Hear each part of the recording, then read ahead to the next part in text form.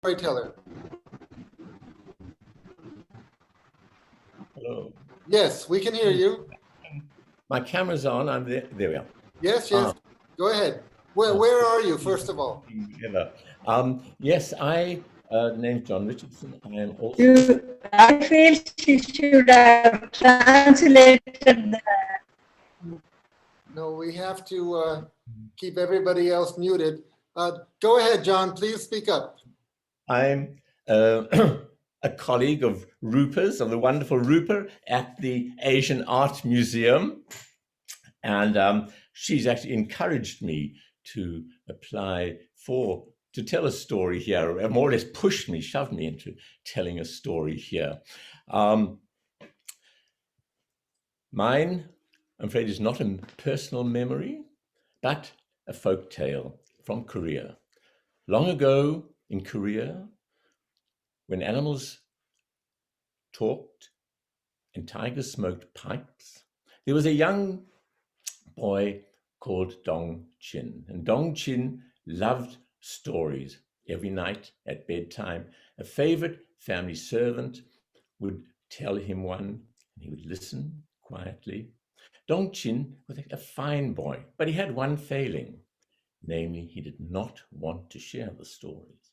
And every night after Puck, the storyteller, had told him a story, he would say, "Mr. Puck, please make me a promise." "What is it, young master?" "Promise me that you won't tell the story to anyone else and that the story will never leave this room."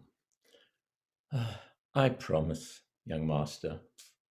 Well, the years went by. Dong Chin grew up. When the time came for him to marry, his father chose a young woman from a good family in the next valley. The whole household was very excited at the coming wedding. On the day of the wedding, Dong Chin, his father, went to arrange the procession. Everybody in the house bustled around, including Puck. And on passing Dong Chin's room, though, he heard the murmur of many voices. He thought, "That is strange. The young master is outside, and no one else should be in his room." And he moistened a finger and made a little hole in the paper window and peeked through. It was full of spirits flying under and over and around each other, and they were not very happy either. "Silence," shouted one. "With all this talking, we'll never get anywhere." And another one said, "Yes, the young boy's getting married today, and we still haven't got a plan." "Revenge. We've got to have revenge," said a third, "for being locked up for so long." "Ah," said Puck, "it's the spirit, it's the stories we kept." One said, "But I've got a plan. I am a story with a poison well in it, and I'll place the well by the road, and if he drinks, he'll become deathly ill." "Wonderful," said a second. "I'm a story with poisoned strawberries in it. I'll set them farther down the road in case he doesn't drink." And a third said, "Good idea. I've got a red hot poker in my story, and I shall put it in the cushion that he sleeps on at his bride's house. In case he doesn't eat or drink, he'll be terribly burnt." "That should do it," said a fourth. "But in case he escapes all of you, I'm a story with a deadly snake in it, and I shall place the snake under the bride's mat. So when they go to bed, the snake will bite and kill them both." "No," shouted Pat, and he shoved the door back and looked in on an empty room. "I can't have imagined this. They must still be here somewhere, but I just can't see them. But the young master, I must save the young master." And he rushed out to where the procession was forming. Dong Chin and his father already sat on small white horses. Each held by a servant, each standing in front.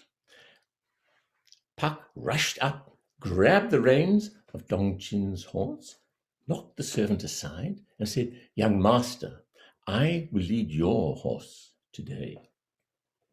"Mr. Puck," called Dongchin's father, "get back in the house. You're to help with the preparations for the bride's arrival tomorrow." "Please, master, it is my dearest wish to lead the young master's horse on the day of his wedding." "Father, would that be all right? I'd like Mr. Puck to accompany us." "Oh, all right." The procession set off, Dongchin in front, his father at the back. It was a warm day, bright and sunny, and Dongchin was relieved to see a well by the side of the road, with a gourd dipper next to it for the water. "Mr. Puck, I'm thirsty. Bring me some water, please, from the well." "Oh, that is a gourd dipper, young master. You cannot drink from a gourd dipper on your wedding day. Wait until the bride's house, and there you will drink from porcelain." And he hurried the horse on past the well. Dongchin was amazed. It's not a servant's place to disobey orders. A little further on, they came to a field of strawberries. "Mr. Puck, I'm hungry as well as thirsty. Bring me some of those strawberries, please." "Oh, young master, those tiny things?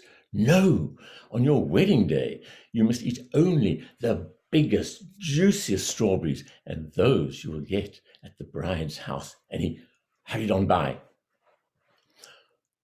Dongchin was stunned. A voice came from the back. "What's going on up there?" "Nothing, father." "What are you doing? If my father realizes you're disobeying orders, he'll have you paddled. Young master, trust me, please. Just trust me." At last, they reached the house of the bride and met by the father at the gate. A servant came out, 2 servants came out, carrying a cushion for Dongchin to alight on. But his foot has barely touched the cushion when Puck grabbed it away. Dongchin tumbled into the dirt, and Puck held up the cushion to the servants. "This is filthy. How can you bring a cushion like this to the young master on his wedding day?" He tossed it aside. The servants was rushed up to help the young man stand up. Dongchin was in a state of shock, and he looked at his father and see the storm clouds on his brow, but the two could say nothing as in front of the others.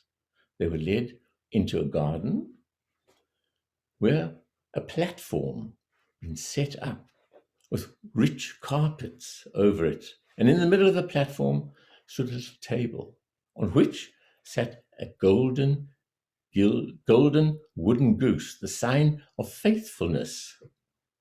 Dongchin waited, and when the right moment, he mounted the platform, and from the other side, his future wife came out. It was his first sight of her.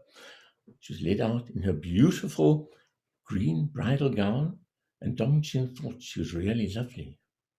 She too mounted the platform, looked at him in silence, and then bowed 4 times. And Dongchin turned and bowed back to her 4 times. The ceremony was complete. Dongchin was married, and he enjoyed the rest of the day, the feasting and the entertainment. Mai He, his bride, was led back to the women's quarters for feasting among them. When the last guest had left, Dongchin was brought to his bride's room.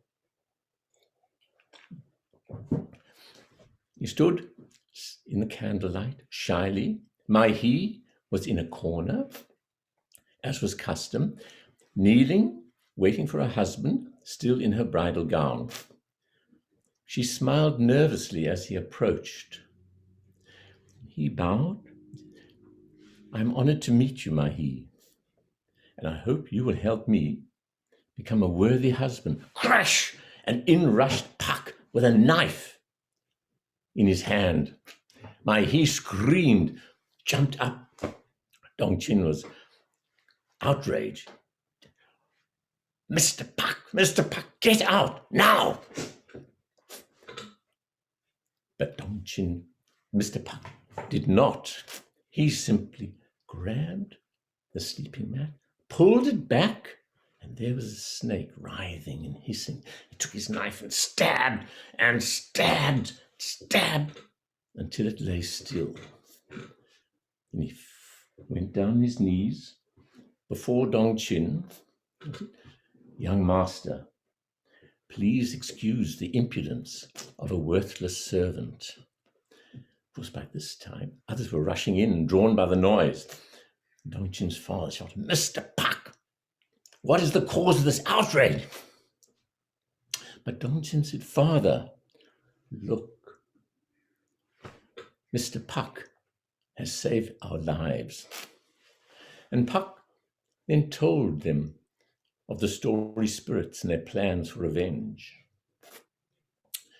But I knew no one would listen to an old servant, so I had to protect the young master myself.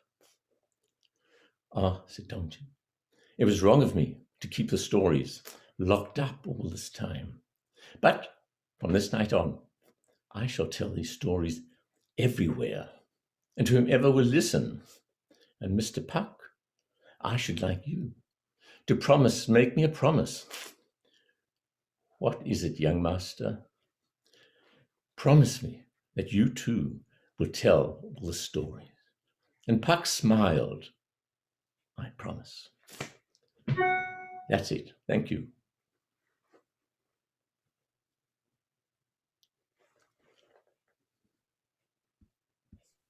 Okay, wonderful. Thank you very much.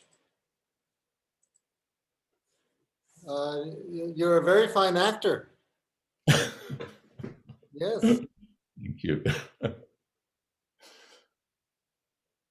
So that was a story on the eve of the wedding, just before the wedding. That was actually covered the wedding, started before and went through the very brief ceremony, and that was the night of the wedding. It ended on the night of the wedding. Mhm. And why do you think all of that happened before, during, and after the wedding? What's the connection between the wedding and all of the other happenings? Well, the connection was, I suppose, essentially the stories. It was just to tell us really the value of stories. And this was the whole, yeah. Mhm. Did you see something else, Eric? No, I'm just wondering. You know, a wedding is it's the beginning of a new life for two people, and you know, a transformation of their individual lives into a shared life.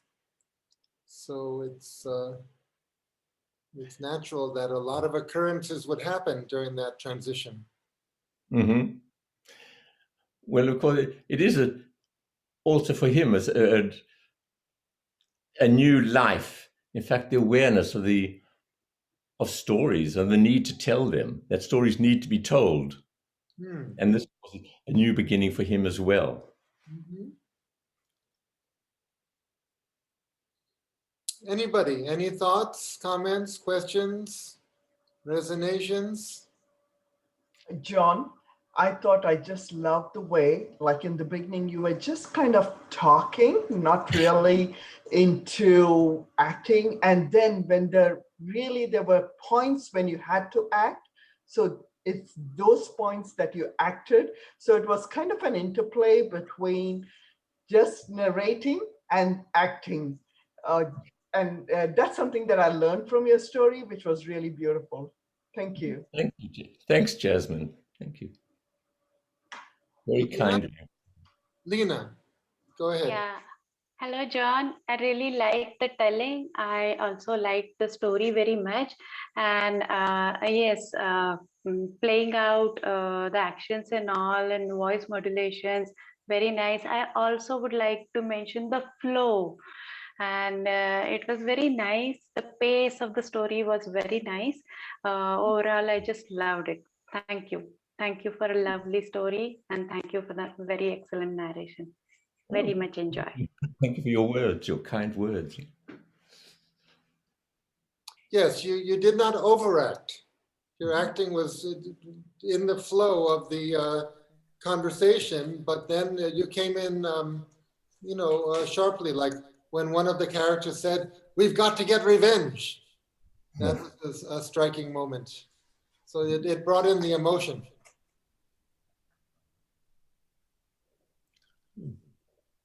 Well, thank you everyone for listening and for all your comments in the chat.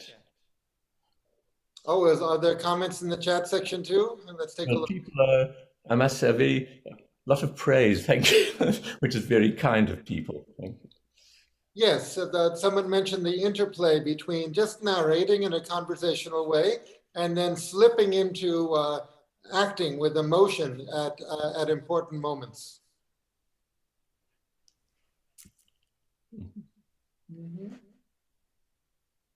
Great. Okay. Shall we move on to the next story?